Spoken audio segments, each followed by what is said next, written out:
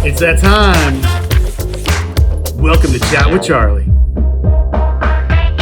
Gary. Welcome. Thanks, Charlie. This was quite a... Well, you're back with a new studio and, you got some kinks you got to work out. We had some technical difficulties here, guys, but we finally got it.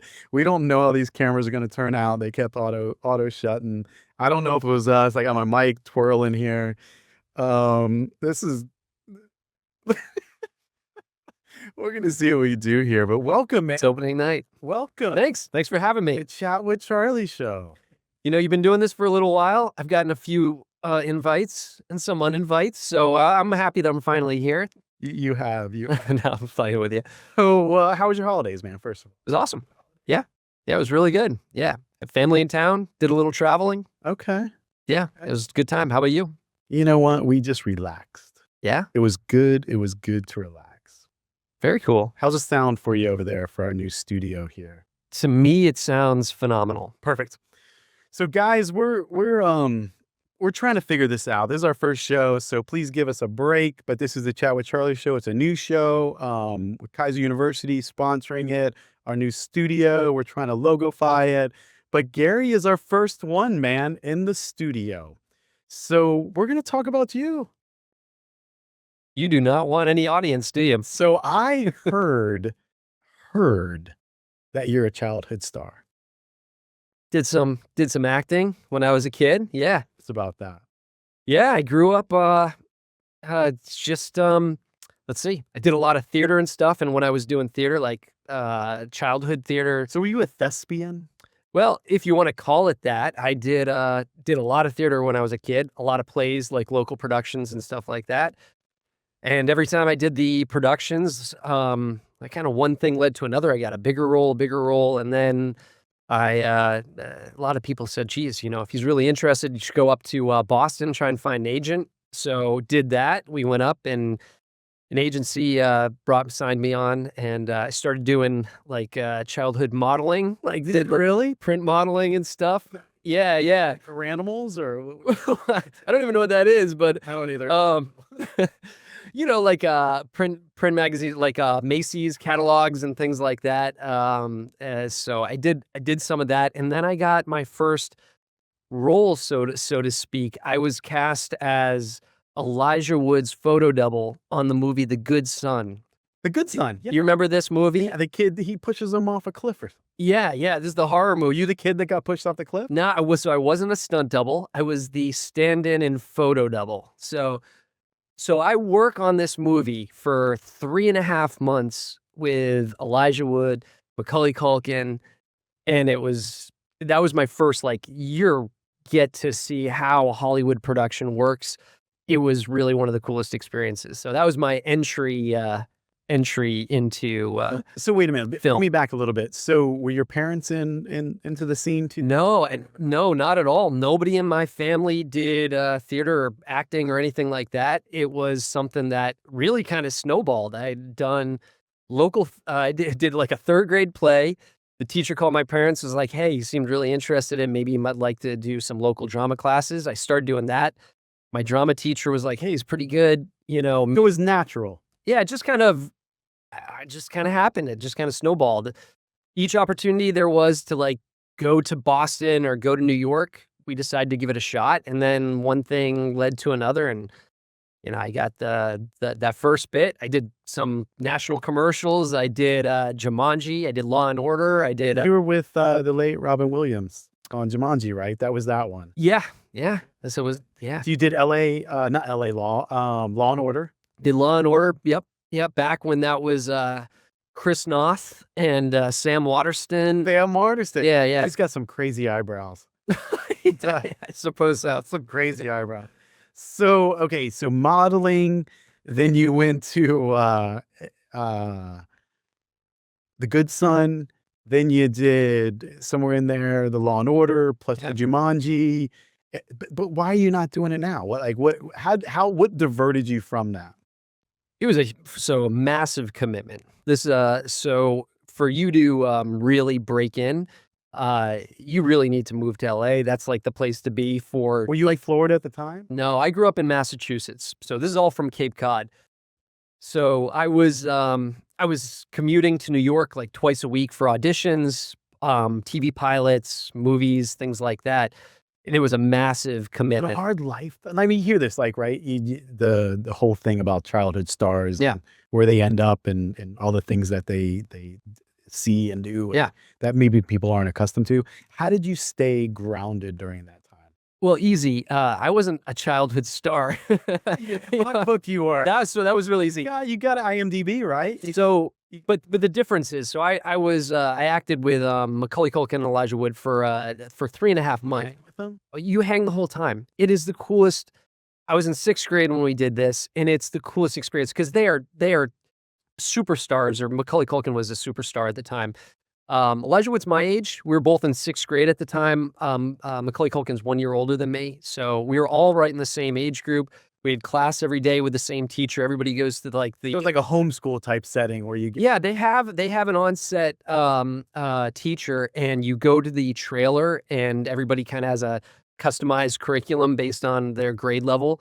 And you have class. You have to have a minimum of 3 hours a day. So it's 3 hours a day, and then you just go play. If you're not working, you go play.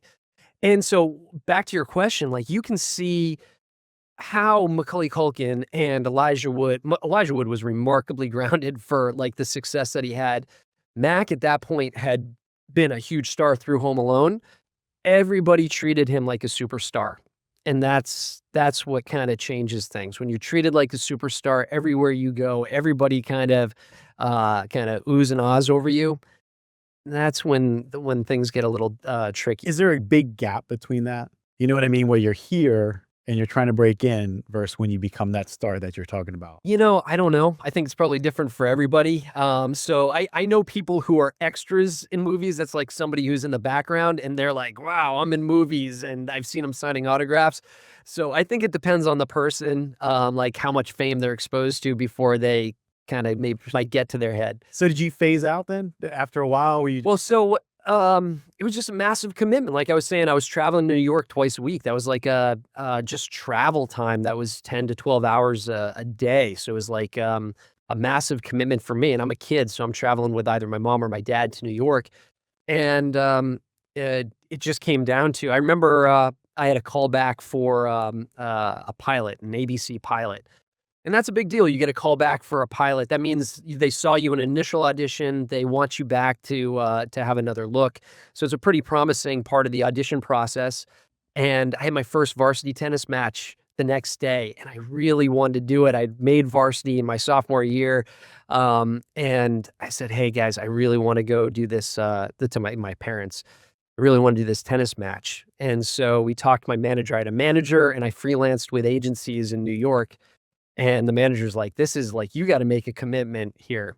And that was kind of the turning point. I had made that call. But leading up to that, it had impacted social life and, you know, being able to do things in school, like school extracurricular activities. and a lot of those other things? I was at the time. And then I think I kind of wrapped things up around my sophomore year of high school. And then I had a much more normal junior and senior year, which I really enjoyed. Any regrets? No regrets. I mean, for it to have really worked, who knows what would have happened, right? I have no idea. You wouldn't have been on this podcast. No regrets. I really enjoy the time that I had doing it. I love the process. I love video production, filmmaking stuff. That stuff's still passions of mine. But no regrets. But very fond memories. Siblings? Do you have siblings? Yeah, I got siblings. Did they do the same route or? No, they didn't. But the way things work, it's a really funny business. And I think, you know what? I think theater and audition process and stuff is a really valuable experience to have for life because you have to grow thick skin. You go in and they're evaluating everything about you every single time. Everything. So I went for a McDonald's commercial, right? I went for an audition for a McDonald's commercial, and I did the audition. And as I'm leaving, the only way I could go, we had to bring my brother up. And the casting director came out after I was finished and said, "Who's that?" And I was like, "Oh, that's my brother." And they're like, "Okay, is he auditioning?" I said, "No, he doesn't do this." And they're like, Could he?" And I'm like, "Could he?" And then, like, I looked at my mom and they called my brother in and he's like, "Do you want to do it?" And he said, "Okay, I'll try." He went and he got a call back. He got a call back on that. You didn't get it, but he got a call back. No, so my point is, you go through this process and you have no idea. There's no rhyme or reason to why they might select you. It could be something about any part of your look, and you just gotta roll with it. Something you did that was off, or who knows? You don't know what anybody's really looking for. So you really need thick skin. And another thing about the process, I'm talking more about filmmaking. I think theater, the experience of having theater. I don't know if you have any background with doing theater or drama in your life, but there is nothing like the process of being in a stage production and you have to go on stage with somebody who just broke their leg behind the theater, crossing from stage left to stage right. So you've got to go out there and just improv because the show must go on no matter what. And that's exactly what's happening. Yeah, that's an act. Yeah. You only get that in theater, and there's nothing that can. Wait. So for athletics, it'd be akin to the starters out there has an unfortunate accident, breaks his leg, and you're shoved out there and you got to do your thing. No, this is not an understudy situation. This is a situation where we had no backup. This was a girl who was supposed to, I'm younger now. I can't remember how I am, 11 or 12. In this scene, she's supposed to punch me. She's supposed to knock me out on stage, but she's just broken her ankle crossing. It's a night production through the back of the theater. So the director, I go, "What am I supposed to do?" The director goes, "Improv." And out you go. And you just like got to make stuff up on the fly. Like 6 or 7 years old. Is that Well, I was about double that age, but okay? So 12. my point is, it's an incredible experience. It's challenging in the midst of it, but it sets you up for life. Like, you just got to make things happen. I think that sort of that exposure and background that I had has helped a lot in business and just, how I, have gone about maybe not taking things as seriously, having thicker skin, being more objective about how things are interpreted. Speak well, you carry yourself well, good eye contact. That has to be. Well, I appreciate that. Yeah. Those are all things you learn. You learn the audition process. You go in, you make direct eye contact, you have a firm handshake. There's very specific protocol. And once you get used to it, once you look for it, and you then you'll find it in other people, and it makes a difference. So all of those lessons, I think, are. Did you have an acting coach? Yeah. Did a lot of drama and acting and lessons and stuff. Yeah. So cool. And then you went through there sophomore year, then you kind of had a different junior, senior year. Yeah. And then did you gravitate into the marketing side and what you're doing now? Yeah. How did you even eventually get into that for your career? Yeah, so really in college, I went to a liberal arts college in New York, and the reason I like this the concept of liberal arts is I had no idea what I wanted to do, but I had an acting background, and I had a large range of interests, and I was thinking, this would be a great opportunity for me to just dabble in different things. And for the first couple of years, and even beyond a little bit, I took photography and philosophy, and I did an academic year living in Paris. So in Paris, I did art and architecture. And so all of this, and as I started to do it, I think it was my freshman year, I took business 101. And the capstone project of that was this presentation. It was kind of a big deal. They have executives all come in, you present to this board of real world executives. And I gave a presentation at the end of this to that board, and they come back and kind of give you your grade and assessment. And in their assessment, they'd said something about me like, you did a terrific job presenting. You could get a job at any marketing agency out there today. Real thing like that. And those through life, there are these little nudges that kind of push you. And that was, I think, to get that feedback from these, executives, these real world executives, I think was really kind of nudged me in that direction. I took marketing, I think, in my next semester. I loved it. And what I loved about marketing is it is, and you probably will relate to this, we're doing this production and everything here. It is a terrific way of combining the business world, like number crunching and finances and pricing and stuff with strategy and creative and concepts. And it's a real merge of left and right brain. And that's what excites me and what got me really interested. We are very, the art and the science. Yeah, that's what it's all about. It gives, you can balance the both, so to speak, in marketing, the art and the science, and then how the human thinks. There's a lot of human psychology to it, and getting certain things and certain ways and patterns of behavior. Yeah, absolutely. But tell me this. So with the acting, with everything you've done, like one of the things in athletics, they say is from an early age, you play multiple sports. You don't position yourself. Like you don't just say, I'm a baseball player. At your younger age, middle school, even younger, or even high school, you play multiple sports because it makes you well-rounded. And then you start to funnel down into what you're really meant to do or what you really have a desire to do. Yeah. It's kind of the same thing you did throughout that. And then once that little pivotal moment where guy told you about marketing, you kind of got it in your car sales. Would that be fair to say? Well, yeah. So I did do a bunch of different things. I was huge into sports too. So I love a huge baseball player growing up. That was like my go-to game. So when I was young, I was balancing theater with sports. So I loved that. And I had that mix that I really enjoyed. When it came to acting, when you're like up and coming, they want you to diversify like you're talking about. They want you to learn how to sing. They want you to learn how to dance. I can't sing.